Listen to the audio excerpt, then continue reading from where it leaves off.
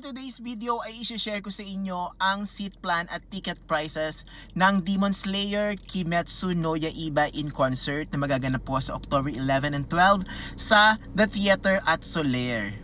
Humabol na po tayo sa pagbili ng ticket sa www.ticketworld.com or follow Circles Entertainment social media accounts para sa ticketing details. Eto na nga mga be ang ating seat plan. Yes, nandoon sa gitna yung orchestra, tapos nandyan malapit yung premium seats, SVIP seats, tapos VIP seats, of course. Tapos sa balcony naman nandyan yung gold and silver.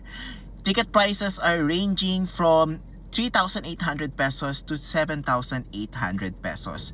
Sobrang sulit niyan mga be kasi habang pinapanood ang Demon Slayer sa big screen ay merong 18-piece live band na magpe-perform ng soundtrack.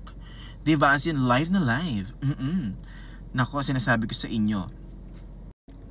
At we never know mga be na baka yung biwa ni Nakime, yung ginagamit niya para makontrol yung Infinity Castle, tapos biglang tutugtog na yung background ng Demon Slayer, diba? Nako, baka makita natin at mapakinggan natin ng live na live yon. O, diba? Exciting.